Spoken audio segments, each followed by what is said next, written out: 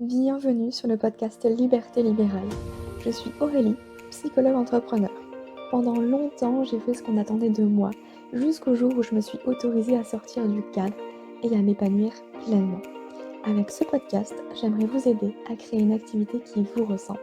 Alors ensemble, incarnons les thérapeutes de demain. Bienvenue dans l'épisode numéro 28 du podcast Liberté libérale. Je suis ravie de vous retrouver aujourd'hui après une longue pause sur le podcast. Je vais en préparer plusieurs là pour les prochains mois, donc vous devriez être servis. Je suis très contente de vous retrouver aujourd'hui pour vous parler d'un sujet qui me tient à cœur, qui est la diversification de son activité quand on est thérapeute.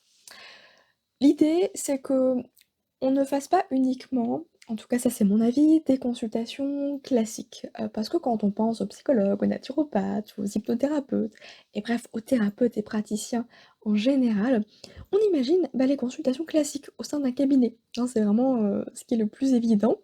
Mais il faut dire que depuis la pandémie, le confinement, le covid et compagnie, les téléconsultations se sont de plus en plus développées et aujourd'hui, il est assez courant d'avoir une activité à la fois en présentiel au cabinet et en ligne, mais est-ce que c'est suffisant? Après 3 ans en libéral, je vais vous partager les 3 raisons pour lesquelles, selon moi, tout thérapeute devrait diversifier son activité.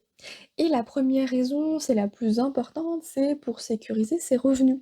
Tout simplement parce que quand on fait uniquement des consultations, on peut vite se retrouver avec des sueurs froides.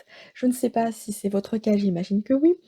On va voir des variations en été, pendant les vacances, de Noël et cetera, on va remarquer une baisse de fréquentation, moins de nouveaux patients, ou les patients qu'on avait vont prendre aussi des congés, donc on va se retrouver avec moins de consultations et qui dit moins de consultations dit moins de chiffre d'affaires, moins de revenus, moins de salaire. Et pourtant, les charges, elles sont toujours les mêmes. Donc ça peut vite devenir angoissant de n'avoir uniquement comme source de revenus les consultations au cabinet. Ou alors, faut clairement bien anticiper, mais clairement, quand on commence, on a déjà à peine de quoi se payer, donc mettre de l'argent de côté pour anticiper, les fluctuations, c'est pas forcément évident. Donc moi, ce que je vous invite à faire, c'est effectivement de ne pas mettre tous vos œufs dans le même panier. Ça, encore une fois, ce n'est que mon avis. C'est personnellement ce que j'ai choisi de faire, vous le savez aujourd'hui, j'ai les consultations au cabinet, mais pas que. J'ai aussi, d'autres choses qui me permettent, d'avoir d'autres sources de revenus, notamment les programmes en ligne. Donc ce que vous pouvez faire pour sécuriser vos revenus en tant que thérapeute, ça peut être par exemple d'intervenir, en entreprise, proposer des ateliers de groupe, donner des cours ou bien, justement créer votre premier programme en ligne. D'ailleurs, à ce sujet-là, je vous fais une petite parenthèse concernant l'ELL qui est l'école Liberté Libérale dédiée aux thérapeutes pour leur apprendre à créer leur premier programme en ligne que j'ai créé cet été. Actuellement, les portes sont fermées, mais elles vont réouvrir officieusement, c'est-à-dire uniquement pour ceux qui seront inscrits, à la liste d'attente. Donc je vous mets dans les notes de l'épisode le lien de la liste d'attente pour mettre votre nom, afin d'être informé de la prochaine ouverture des portes de l'ELL à un tarif préférentiel si jamais vous avez ce projet-là pour 2023, par exemple. Personnellement, l'été 2022 a été particulièrement calme dans mon activité et ça fait écho au podcast que j'avais enregistré au mois de juillet justement. Qu'est-ce qu'on fait quand on a une baisse d'activité et d'où ça vient? Comment ça s'explique? On sort quand même de 2 ans de pandémie. Là, c'est la première année, le premier été où on peut enfin se balader sans masque, où on n'a plus besoin de ce pass, sanitaire donc clairement, on peut voyager librement. Donc les gens avaient plus envie d'investir dans les loisirs plutôt que dans une thérapie, sauf ceux qui ont vraiment besoin, c'est-à-dire, ceux qui sont angoissés et cetera, bien entendu. Donc clairement, la première raison, c'est de sécuriser ses revenus parce que la peur de manquer d'argent, je pense, est une préoccupation essentielle dans la tête de tout entrepreneur, surtout quand on a des revenus fluctuants, incertains et insuffisants. Alors encore une fois, ne mettez pas tous vos œufs dans le même panier parce que c'est une tranquillité d'esprit assurée.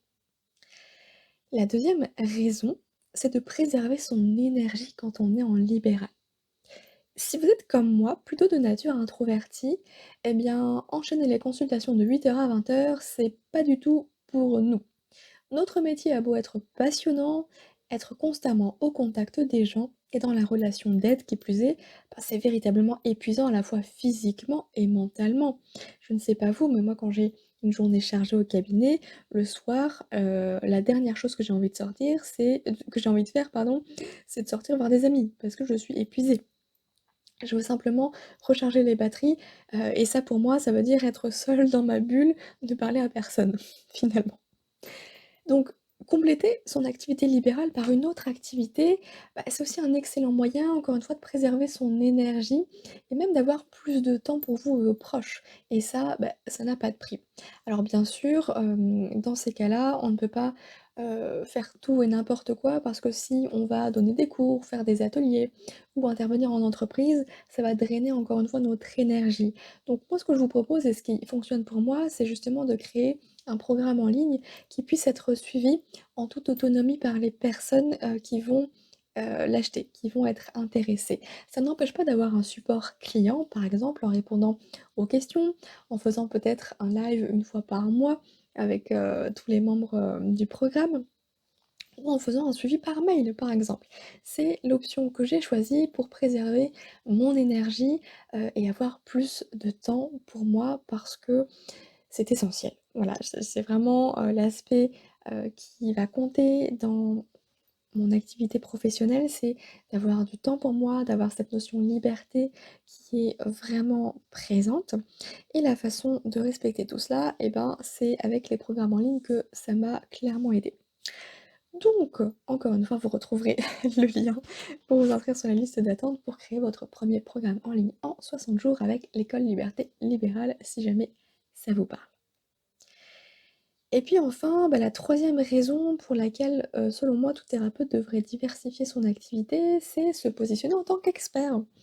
Parce que ça vous permettra clairement, de vous positionner en tant que spécialiste sur un sujet précis, notamment si vous intervenez en entreprise ou même pourquoi pas dans les médias. Ça va vous permettre de développer une certaine crédibilité et là, sur vos sujets de prédilection. Et au-delà de cette, position d'expert, forcément si vous faites autre chose à côté de votre cabinet, ça va vous permettre aussi d'être focus sur ce que vous préférez.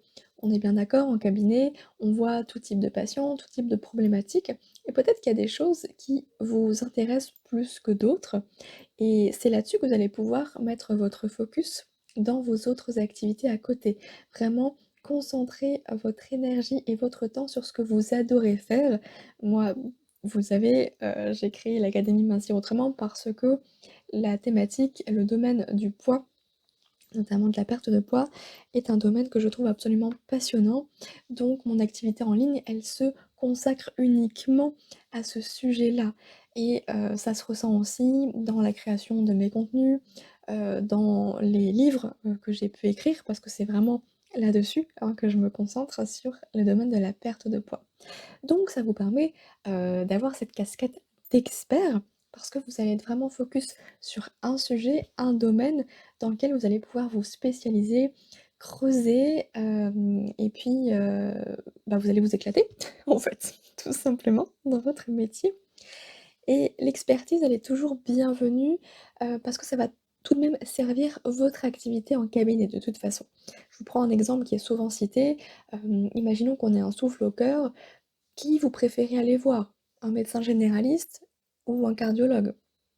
Il y a fort à parier que ce soit plutôt un médecin spécialiste, que vous allez aller voir. Et bien sachez que dans le monde de la thérapie, c'est la même chose. Vous pouvez avoir une psychologue qui se dit généraliste et une psychologue spécialisée en gestion des émotions, par exemple. Si vous avez un patient qui a envie, de mieux gérer ses émotions, il va clairement choisir la psychologue qui est spécialisée là-dedans. OK? Et puis, petit aparté aussi, le fait de se positionner comme un expert, bah, ça permet aussi d'avoir de la crédibilité et de la légitimité à augmenter ses tarifs, à ne pas s'aligner sur le marché parce que vous avez vraiment quelque chose qui vous différencie des autres. Voilà, c'est un petit plus aussi si jamais. Et puis vous n'êtes pas obligé, d'écrire un livre ou de passer à la télé, hein, pour avoir cette notion d'expert ou cette crédibilité dans les médias. Bien sûr que non, hein. Ça peut tout à fait passer par le fait de tenir un blog avec la rédaction d'articles, d'avoir un podcast, d'enregistrer des épisodes ou même une chaîne YouTube.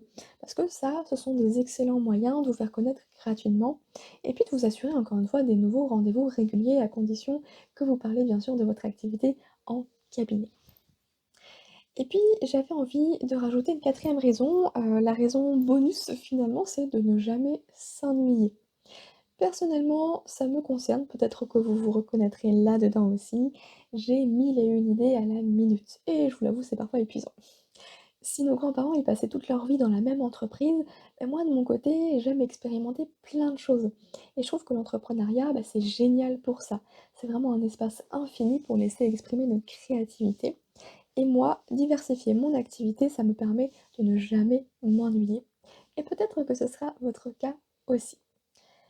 Pour la petite anecdote, pendant des années, j'avais presque honte, de changer d'activité ou d'angle, dans l'entrepreneuriat parce que, les autres, ils me voyaient comme une personne instable, professionnellement. Aujourd'hui, j'ai compris que, c'est en explorant justement tout ce que la vie a à nous offrir que je suis la plus heureuse et c'est justement en passant par toutes les étapes précédentes, par tous les changements, les réajustements que j'ai faits auparavant, que ça m'a permis de trouver, vraiment ce qui m'anime aujourd'hui, ce que je veux faire aujourd'hui. Ça ne veut pas dire que je changerai pas d'avis dans 3 ans, mais ça m'a permis d'affiner et clairement ça, ça n'a pas de prix. Donc, moi clairement rester dans un job que je déteste, c'était juste pas possible, heu et c'est juste plus jamais parce que bien sûr je l'ai expérimenté aussi dans le salariat notamment. Après on est tous différents. Donc si pour certains thérapeutes les consultations, sont toute leur vie et ils veulent faire que ça, ils ont pas besoin de plus, mais c'est OK, c'est très bien. On a besoin aussi de ça. Mais si vous, vous avez envie aussi de diversifier un peu votre activité, de faire peut-être complètement autre chose, parce que vous le voyez avec Happy Green Free, j'ai à la fois ma casquette de psychologue dans la perte de poids, mais j'ai aussi ma casquette de formatrice pour les thérapeutes. J'ai pas d'autre mot qui me viendrait en tête. Le terme de coach, il ne me parle pas non plus, il ne me correspond pas. Donc je vais utiliser le terme de formatrice dans le sens où je suis là pour vous accompagner à créer une activité qui vous ressemble, pour vous aider aussi à créer vos premiers programmes en ligne, et cetera, à travers les formations que je vous propose. Donc il y a vraiment cette double casquette. Bien sûr, il y a toujours le domaine un peu de la thérapie qui se rejoint dans les 2, mais je pourrais tout à fait faire 2 choses qui n'ont, rien à voir, hein. Vous pourriez tout à fait être thérapeute, le jour entre guillemets et DJ la nuit, hein, ça n'empêche absolument pas et je trouve ça même génial. Donc autorisez-vous à sortir du cadre et à ne cocher aucune case en fait. Récemment je suis allée voir, le spectacle de Fabien Olicard, Archétype, son dernier spectacle. À la fin, il a dit une phrase qui m'a bouleversée, que je vous ai partagée d'ailleurs sur LinkedIn et sur, Instagram. C'est, heu, un truc du genre: «Ne laissez jamais personne vous mettre dans une case» et clairement, heu, ça m'a parlé énormément, ça m'a beaucoup touchée parce que, c'est pas parce que vous n'entrez dans aucune case, vous savez les petites cases à cocher, que ce soit pour remplir votre auto-entreprise dans l'URSSAF ou, les autres questionnaires, je sais pas, administratifs ou que sais-je. C'est pas parce que vous rentrez dans aucune case que, c'est mal. Au contraire. Pour vous donner un exemple, quand on me demande ce que je fais dans la vie, je me prends pas la tête, je dis que je suis psychologue parce que c'est simple, les gens comprennent et puis basta. Après s'ils ont envie que je développe, il y a pas de souci, mais ça prendra un peu plus de temps à expliquer parce qu'il y a pas réellement un terme pour expliquer tout ce que je fais. Donc moi j'ai choisi d'utiliser le terme «je suis psychologue entrepreneur» pour définir toutes mes activités, mais bien sûr que ça demande de creuser et d'expliquer ce qu'il y a derrière. Donc n'hésitez pas, à vous aussi faire des choses peut-être qui n'ont rien à voir, qui sont complètement différentes, peut-être même voire opposées, qui sait? Vous avez le droit. C'est comme ça qu'on s'épanouit aussi en s'écoutant, en osant être soi et j'adorerais vous faire un épisode de podcast prochainement aussi dans cette thématique de oser être soi, dans la thérapie avec ses patients, c'est-à-dire au sein même du cabinet. Oser utiliser des outils peu conventionnels, oser faire des choses, qui paraissent, hors cadre parce que ça fait sens pour vous. Donc c'est vraiment là que j'ai envie, de vous amener. Donc j'espère que ça pourra, vous déculpabiliser si jamais, vous avez l'impression de vous éparpiller aussi, d'avoir plein d'idées, de faire des choses qui n'ont rien à voir l'une et l'autre. c'est OK. Moi, j'ai envie qu'ensemble, on crée le monde de demain, qu'on puisse incarner cette notion de thérapeute 2.0. Donc voilà pour cet épisode aujourd'hui. Les 3 raisons plus une pour lesquelles tout thérapeute, selon moi, devrait diversifier son activité. Peut-être que ça fera écho, peut-être pas. Dans tous les cas, n'hésitez pas, à m'en dire des nouvelles. Envoyez-moi un petit mail, un petit message sur les réseaux sociaux. Je serai ravie d'échanger avec vous sur le sujet. Moi, je vous souhaite une très belle journée. Je vous rappelle tout de même que les portes de, l'école Liberté Libérale vont ouvrir leurs portes officieusement, en tout cas, à ceux qui sont inscrits sur la liste d'attente. Donc si jamais vous ne voulez pas louper ça et bénéficier d'un tarif préférentiel avant, le tarif définitif en 2023, eh bien, je vous mets le lien dans les notes de l'épisode et puis je vous souhaite une très belle journée, soirée et je vous dis à bientôt.